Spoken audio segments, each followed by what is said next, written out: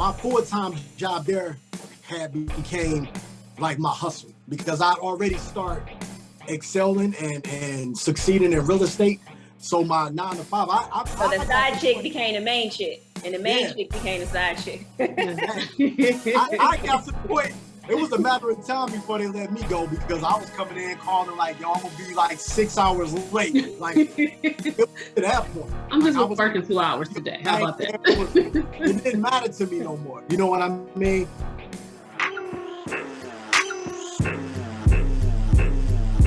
Leah, the judge. Kente, Ross, the boss.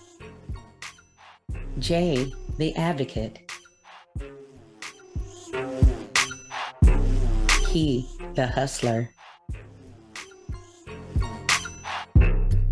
Welcome to Raw Conversation, a podcast for the smart, sexy, and grown.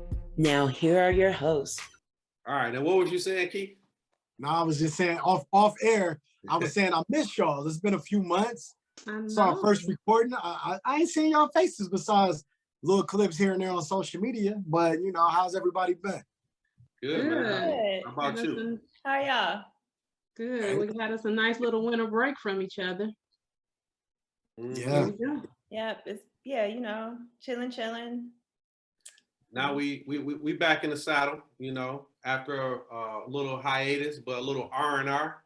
But now we back with the RAW Convo. Following us on all platforms at the RAW Convo. So yeah, let's get into it. So we I guess we switching it up a little bit. So still at the RAW Convo, still the same platform for the most part, where you all know our viewers, watchers, subscribers, however you are receiving this broadcast. You know, we get a general idea of what the topic is. And then in the chat, our producers give us the subtopics or the main things that we're supposed to talk about. So I have not been keeping up with the group chat, but what I'm told is the topic today we're going to be talking about is work. Now, what that means exactly, I have no idea. So I'm supposing any second now, we're going to get a note. What kind of work are we talking about? Rihanna's work? Oh, okay, here we go. 9 to 5 work. Work. All right, so here we go. All right, it's time to get serious, y'all. What do you enjoy most about the work that you do? It's purposeful. What kind of work do you do, Jay? I'm a psychotherapist, so mental health therapist, and have individual clients, and also I'm at a school, so I used to teach. So it's kind of still working with young people, but more about their social, emotional. So, you know, it's cool. You know, it's a lot of funny stories. That's big now. You know, the mental health, the self-care, you know, the times that we're living in, that's big now. I think, and for us being African Americans at one point, I think getting that mental health support used to be kind of taboo. Yeah. It's gotten better. Yeah. Especially for parents recognizing when children need it. Adults sometimes are not as open. But yeah, you know, it's meaningful for me at the school when I'm, you know, servicing a school, because, you know, you get the funny stories, which is working with kids, not so much during sessions, just, you know, kids being kids. And then you also work with them, you know, with mental health. So it's cool. And then the nonprofit, you know, I'm doing stuff with my nonprofit and buying land and all that. So tell us the name of the nonprofit again. Community One Stop. Okay. Yep. COME, then Unity One Stop. And so we provide supportive services to communities, and Gotcha. It's been a long time coming, but you know, it's on up and up. A lot of different things going on. So that's cool. What about you, Leah? What do you enjoy most about the work that you do? I like helping people. I've always been, I think from day one of life, maybe, but who knows? But I've always loved helping people. I always had a bleeding heart. Like I'm always trying to make something better for someone else. So I am a lawyer, and that's the most rewarding part of it. Right now, I'm not in the courtroom as much, so kind of helping behind the scenes. And even now, you know, that's still a big aspect of what I do and what I love to do. So, yeah. Got you. Key, what about you? What do you enjoy most about the work that you do? Probably the freedom, the lack of monotony, and the perks that come with me. I'm a real estate broker and entrepreneur, so I think that right there is just a huge perk to have the ability to be my own boss and delegate whatever needs to be done to other people, because I don't want to do it all the time. So that's the perks. Oh, that's right. Pays to be the boss. That's right. Sure. Yep. So for me, similar to Jay, I'm an educator, and it's a lot of rewards in the work that I do. It is taxing. A term I've been introduced to over the last couple of years is compassion fatigue, because, you know, there's a lot of compassion that you extend in this profession, and it does or can wear you down. But it's very rewarding.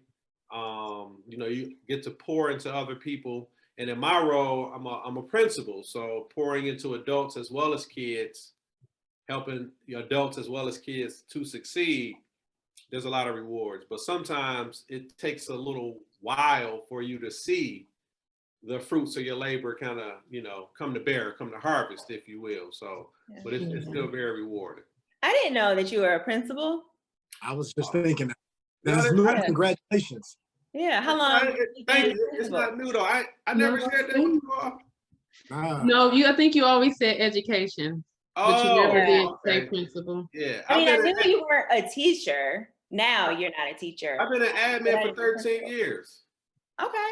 Oh, yeah. No idea. Yeah. I can't believe I never shared that. Maybe I need to be a little more forthcoming. You're holding back on us. Yeah. So the most challenging, so you said compassion fatigue. The most challenging, especially when you're dealing with mental health, is to make sure like my mental health is on point. Yeah. So like during the pandemic, you know, I'm like, but you know, I'm ending up in like you in the pandemic too, right? You know, so it's yeah, and then like, you know, you can't, if you need a day off, you can't really, you know, you don't want to take a day off because like they expect you, which they should, to be there, you know, on point to support them. So I'd say like making sure your mental health is on point and like setting those boundaries and keeping up with your self-care. So it's kind of like you got to just be on point with your self-care and everything, because you have to give so much in your position and you got to be on, you know. Yeah. You got to be able to listen and hear. So Key, what would you say is the most challenging aspect of the work you do? Market conditions. Being an investor and being in real estate, the market is always changing. So being able to ride that wave and find innovative ways to expand my business and keep scaling and making money is probably the most challenging. And also a lot of my work is based on the deals that I accomplish. It's commission based, or the right deal has to be structured in order for me to be compensated. So that's probably the most challenging, just expanding my brand and weathering the market conditions, weathering the storm. Yeah. Flexibility for sure. Exactly. Yeah. So you make a lot of good points, Key. And for me, in my field I feel like I have to be 100% on 100% of the time. I feel like I can't take a day off of work, literally and figuratively. I feel like I have to be at my best whenever I'm on, which is, I feel like always. And I feel like there is no escape from the responsibility. You know, I can't walk from my office to any location and not be presented with what feels like 100 requests or questions, and all of them feel like they're a priority. You know, the minute that you don't listen to a kid that says his finger hurt is the minute you found out his finger was broken gym and he didn't get ice and now it's a liability. It's like the smallest thing. It's like a lot. It's a big, huge responsibility.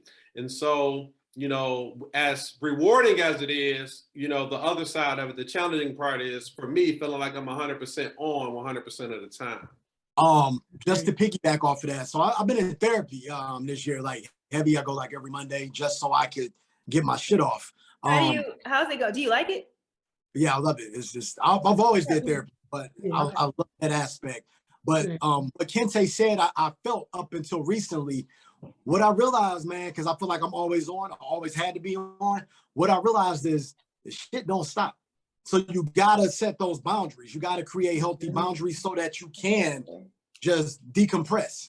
Because I was getting burned out, and it was to the point where I was beginning to have anxiety attacks when I'm the go-to person for everything, personal and professionally. You know what I mean? And I just learned to say, hey, I get to this shit when I can. For one, I'm the boss. And for two, if I'm the head, if I fall, everything crumbles. You know what I mean? And there's a lot of people that depend on me. So I just started making a conscious effort to say, you know what, I'm turning my phone off. This is my time. I'm going to go out of town and travel when I want to. And because those things are going to be there. It's, you know what I mean? Yeah. Hey, that's a good point. It reminded me of this proverb I heard one time, and I hope I get it right. So bear with me. Hopefully the viewers and listeners take this as a gem or a jewel. There are things on the body that only the head can do.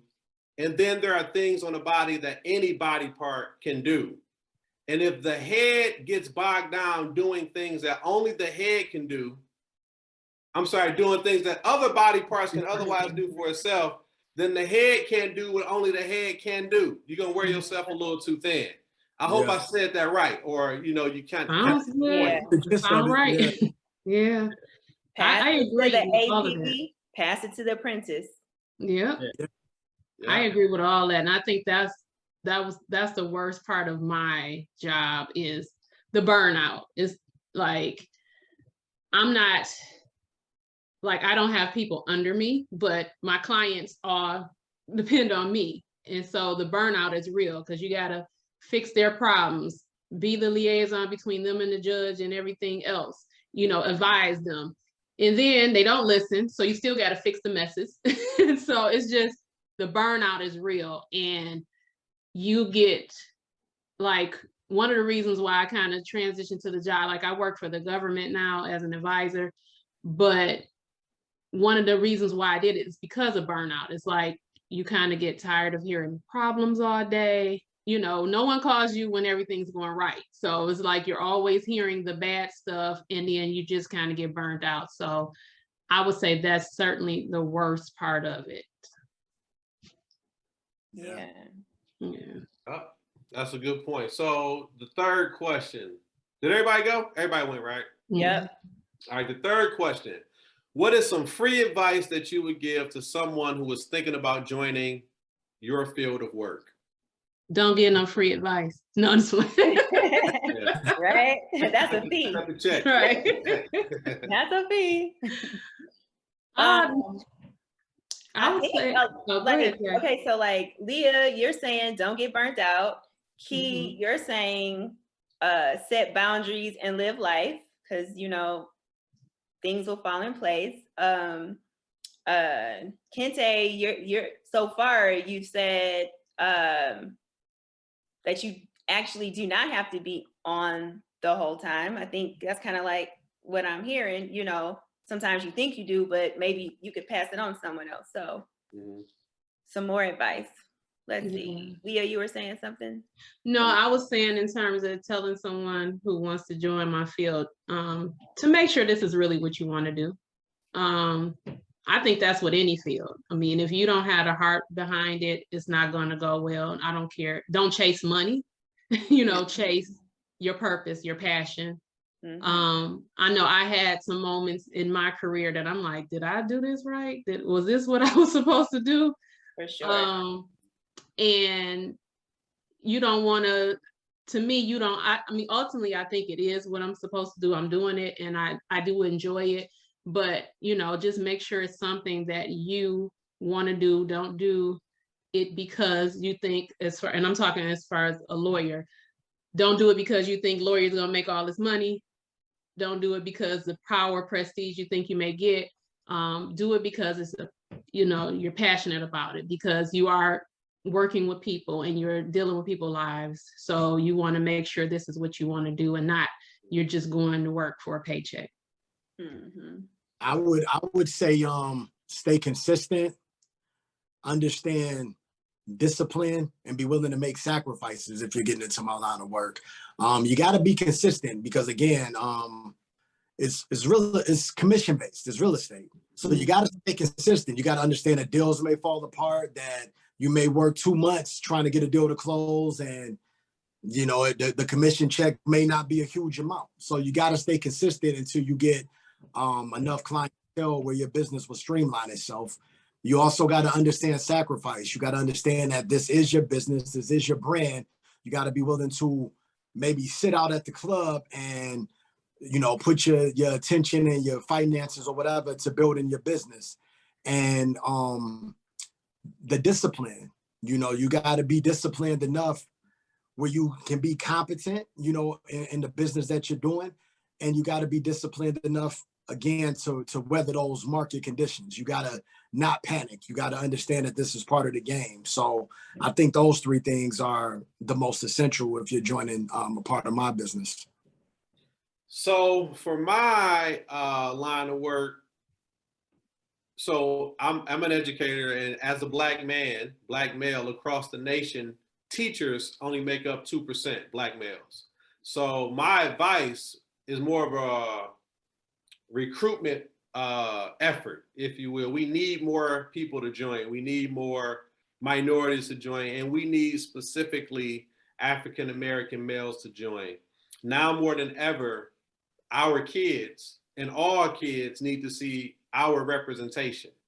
The challenges we deal with, we need a more diverse workforce to address the needs of our constituents, of our students, of our community.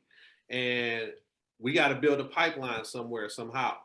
And we need to start building the pipeline as young as elementary age or middle school age, because the College of Educations, they don't have a lot of students, and they don't have a lot of minority students, and fewer yet African-American males.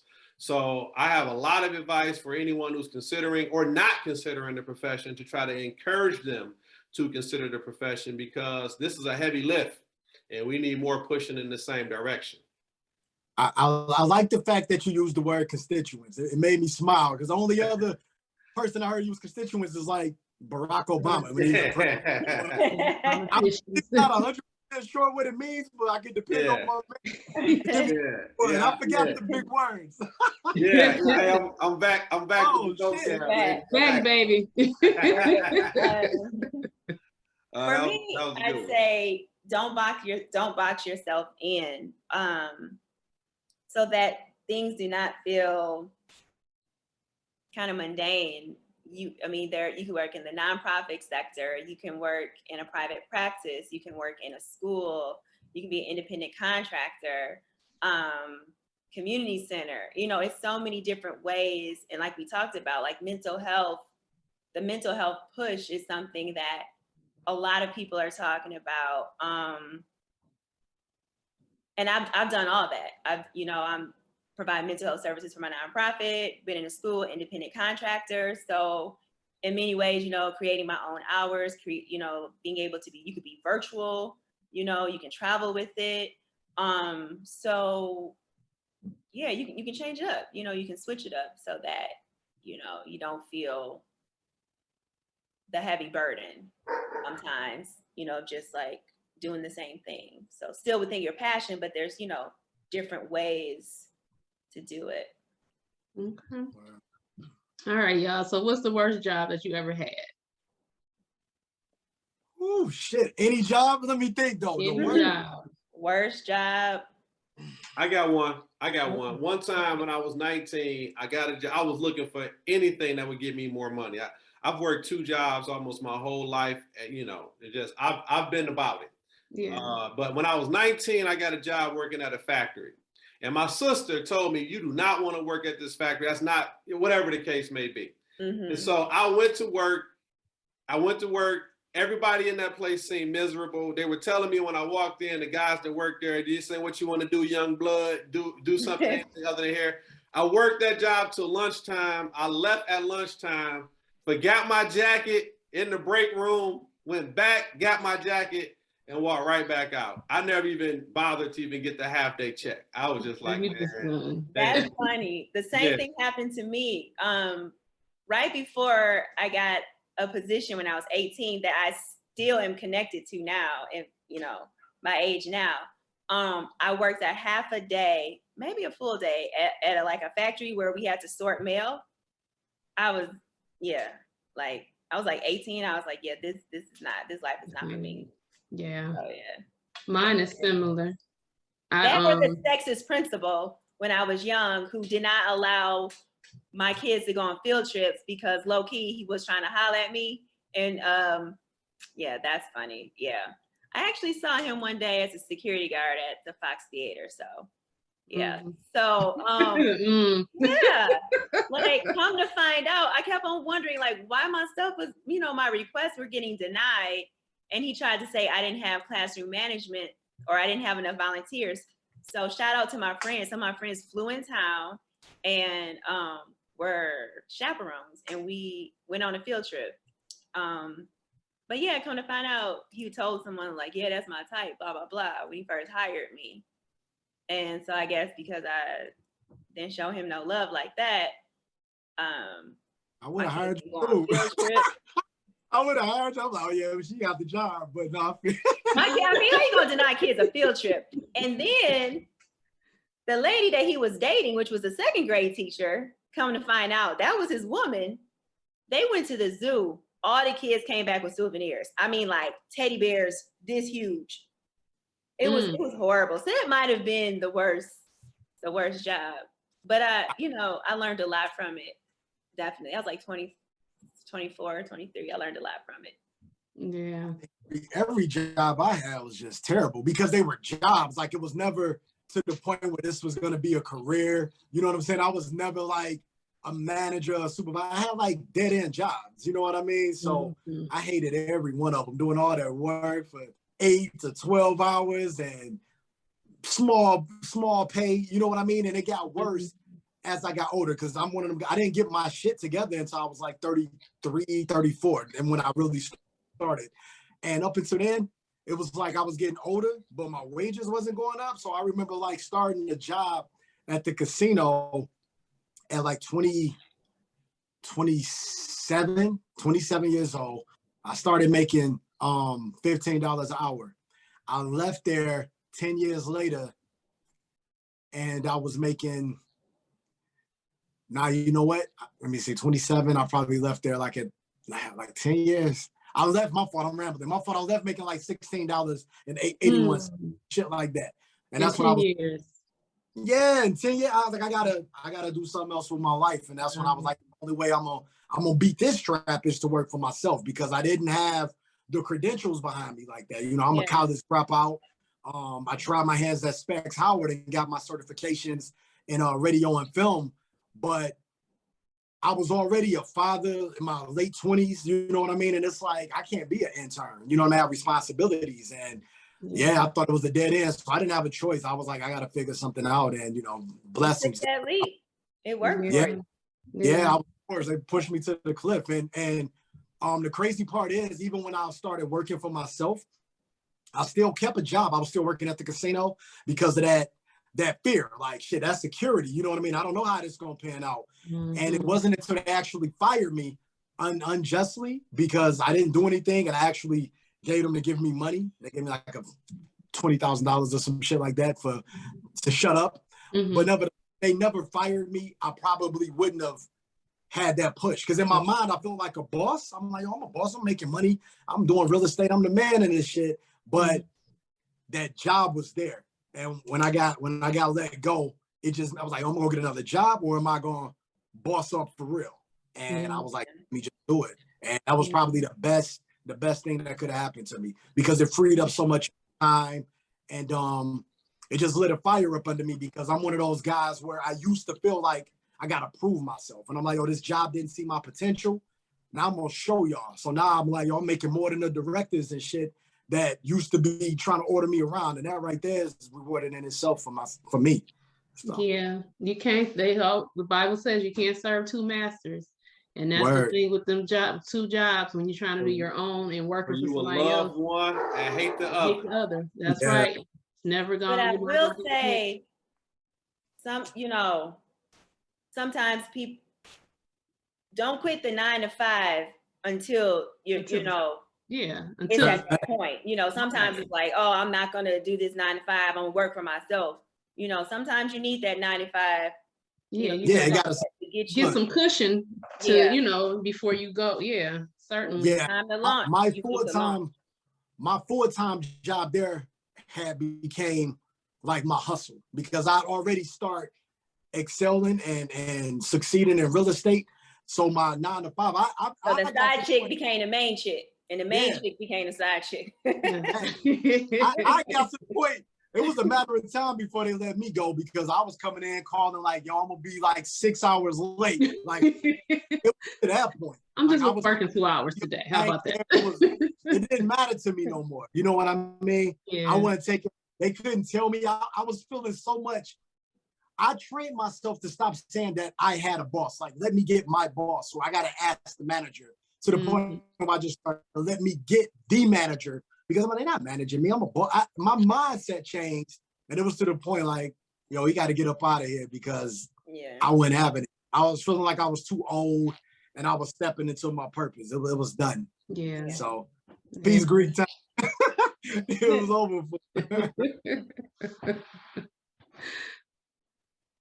All right. Dating someone who works with you, is it off limits? So is dating someone who works with you off limits? Whoa. I don't think so. You don't? That's a good question. Okay. I don't think so. And if it's serious, like someone gets a new job. Wow. I was a little surprised. I know someone who met their husband where they worked. And they were really compatible. They saw a future. It wasn't just like a passing time thing. Mm-hmm. And so when it got serious, like I think the husband, did some search and got a different job. And they just quit their job. Yeah. They didn't just quit, but I mean, it's like, oh, let me look for something because you don't want to, I think working with someone can cause like potential issues because you're with them all day. I mean, you just never know. You know what I'm saying? How big is the space or whatever. But I think if it's serious, I wouldn't like, no, because you work with me. No, that's what I'm saying. Like you just never know. But if it gets serious, somebody needs to get a new job. Possibly. I think it depends on the level, the position you hold too. Speaking for myself, it's a slippery slope. I'm not saying I wouldn't do it, but me being the owner of a company and say, for example, I start dating someone that I work with and shit goes left because, I used to be toxic. But if it went left, used to be, something to come down, some shit to be said about me that's not favorable and put me in a hot seat. But I mean, so I typically try to stay away from mixing the business with pleasure. I would have to cut one. I would have to end one. If it was somebody that I was dating and I wanted to endorse them with a job or something, then I would have to cut out all romantic affairs. Unless it was so serious, was like, oh, wait, did you say if you wanted to endorse them with a job? Yeah, is that the wrong way to say it? Like give them a job, endorse? Is that wrong?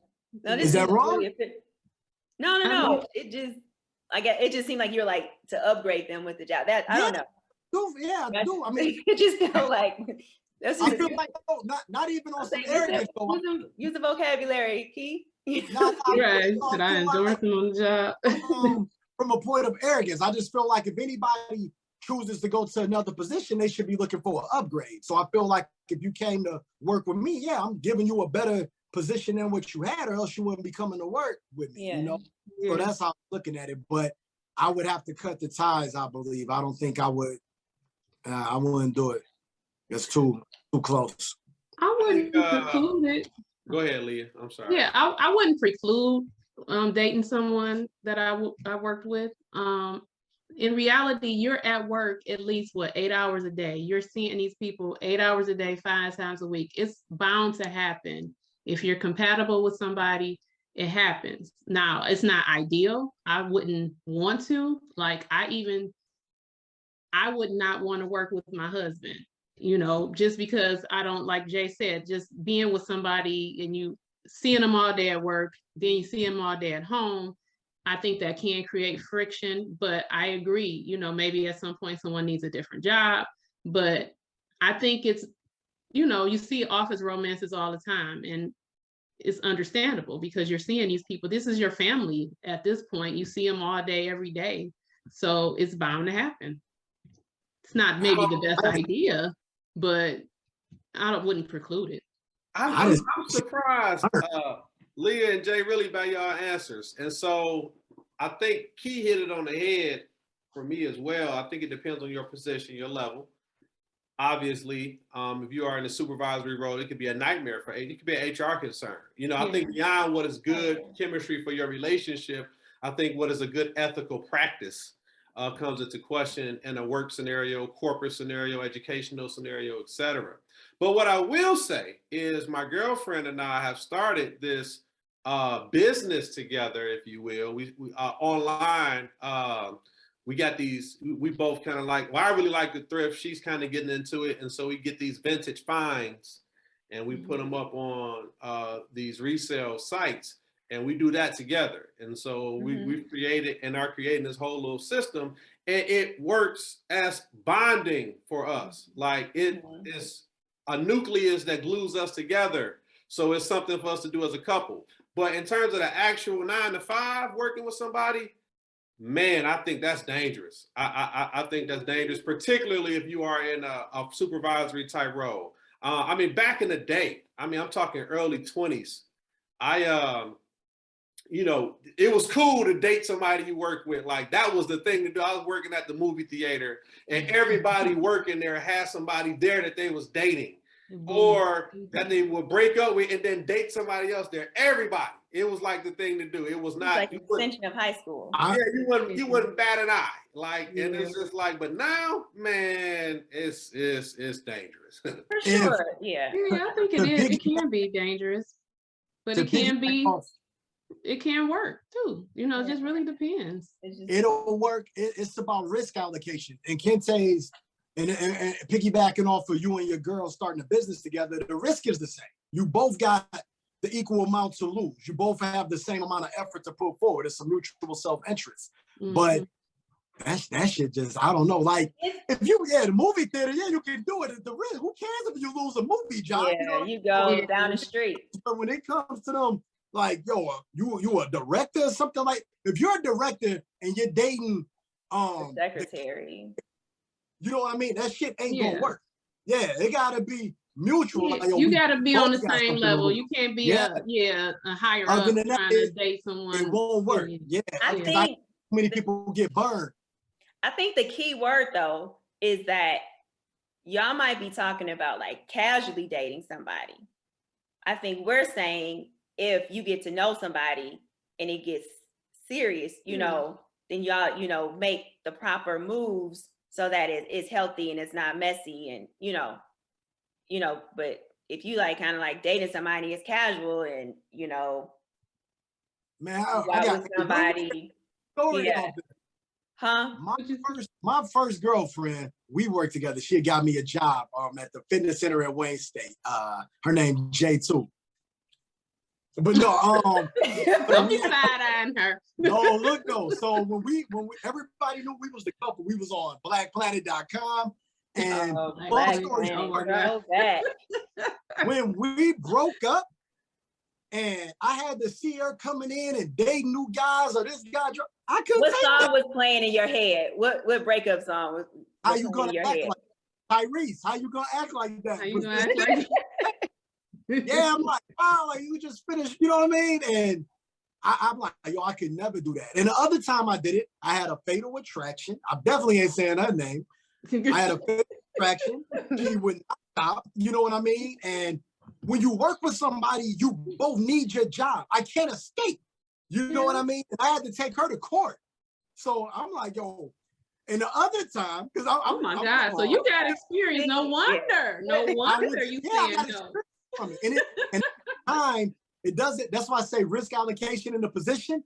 But at the time, whatever position I was in was the position, the job position that I needed. So I'm like, yo, I got these women and they now making it uncomfortable to work and I need this job.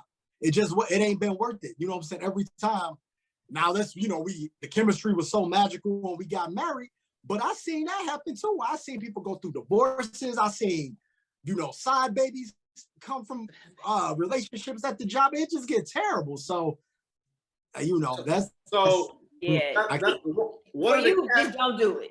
You already had the experience. Yeah, not at all. One of the caveat questions that they just dropped in, and it kind of segues from what you were saying, Key, is does gender matter? I'm assuming that means if you're a man dating someone or in a supervisory role dating someone versus a lady in a supervisory role. I think it does matter. I think it does. I think most men will say that it does. I don't. I think that, you know, the perception of perceived or the reality of harassment is not as favorable for men, you know, so advances or banter, if you will, that may otherwise be mutual, is maybe received from a man to a woman differently from a woman to a man, if you will. And so I think that gender does play a role or it makes it different. But what about you all? I think power or perceived power. I think power or the perceived power plays a role. And because traditionally, shout out to Women's Month, because, you know, not so much the case in some instances. So power, and because of injustice, oftentimes men were the ones in power. So I think more it's a power thing versus a gender thing. But I do see your point, because there have been definitely cases where men have overused their power. But also, I mean, like, if there's like a principal who's messing with a female principal, messing with a male first year teacher, you know, I mean, you know, it you know, you never know. And that's like Abbott Elementary. I don't know if y'all watched that show. Yes, I love Abbott. That's fun. Hey, so look, it's a lot more we could talk about, but they asking us to wrap. So, man, it felt good being back on the set with the crew. You know, just being back in each other's presence and being with the producers and getting these topics. You know, I hope that our viewers, watchers, listeners found this and this episode to be valuable for them. We encourage you to keep it going. Like, subscribe, drop us a line, talk to us. We talk back, drop us a comment. Follow us on all platforms at the RAW Convo. So again, thank y'all. Thank y'all for tuning in. Hold on. Yep. Before we even go, because I ain't get my shit off. Hold up. I feel like there needs to be like a Me Too movement for men. I feel like men get harassed a lot by women. And like, I know for sure girls that start it, you should start it. You know what I'm saying? Like, I feel like men can't go to like HR for real and be like, yo, especially if the woman is attractive and we just don't want to be bothered, or we're trying to be wholesome men and stay committed to our significant others in a relationship. I can't go to HR and say, oh, this woman, she keeps telling me I'm cute and I'm not interested. They gonna look at me crazy. I feel like it's the same thing if a woman is abusive in a relationship. It's not, you know what I mean? Men don't really have it out there like that. So I just want to start a movement. If anybody, you know, handsome and they getting harassed by women on the workplace, call me 313-598-7872. Let's start a union. Let's start a union and we can move forward. Okay. I can go so many. That's a serious thing, and you got jokes. I'm gonna let it go. Okay. No, I do want to say, you have all in fun. But I'm serious though. But I'm saying just because it's my hardest. But I'm serious. Men get harassed all the time. So, Key, maybe the fact that Jay and Leah not taking you serious is to your point. Like, it's not taking. No. I think it's serious, but I don't think Key is serious. Oh, okay. I'm not serious about me being a person to start the movement, but I definitely do feel like men need an outlet to talk about it. We don't have an outlet. I think that if somebody's approaching you and you don't want them to approach you, like, you need to tell them, like, stop pinching my butt. And then what? And then that's it. And then you know it ain't gonna be looked at the same. It ain't never gonna be the same. See, that's the thing. You're worried about what's gonna be perceived of you. Yeah. You're falling into you're perpetuating a stereotype. Yeah. But no, hold on. I think that might be a common perception from a man or a woman is how they will be perceived or received if they take this claim forward. So I think that maybe what Key is going through is what others go through. I do think that some may think that because the men have been seen as the person in power, the person in control, that if it is happening, that they are in the position to be able to stop it. Yeah. And sometimes women have been seen as being the less powerful, the more vulnerable ones, you know, for sure. But abuse happens on both sides. I absolutely agree that sometimes women provoke and abuse, like, that's legit. And on a serious note, if anyone is experiencing that, they should definitely feel that they can go to HR and report it, and should demand that it be taken serious. You sealed that up nicely, Jay. I think that was very well stated.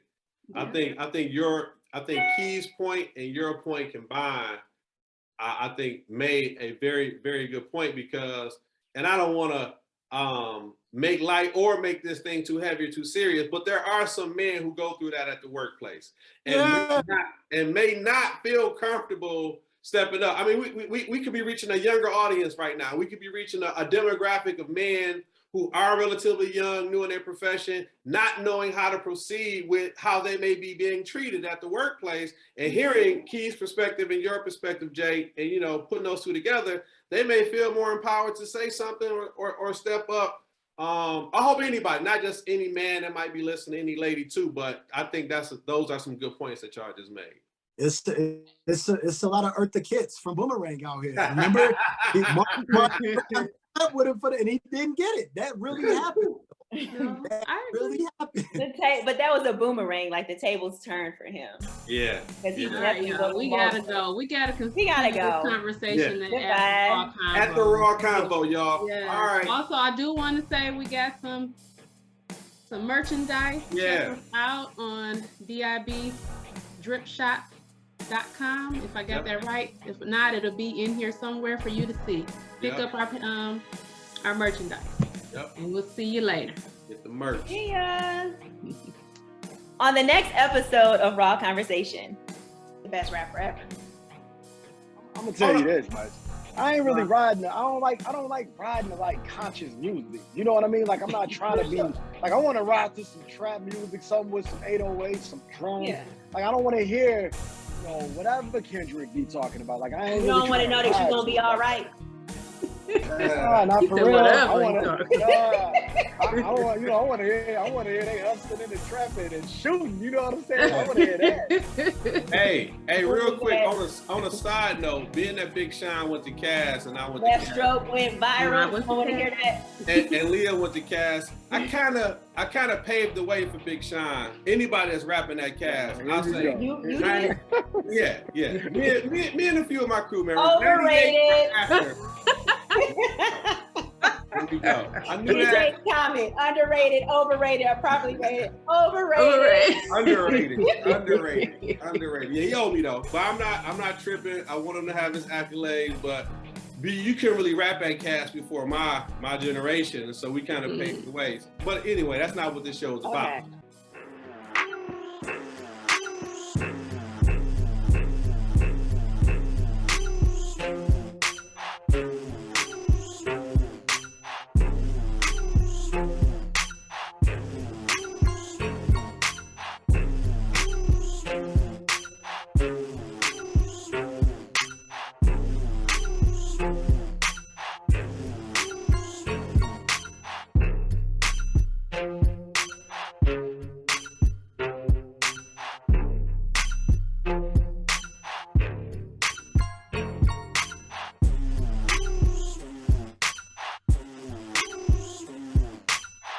You have just experienced a Dripping in Black production.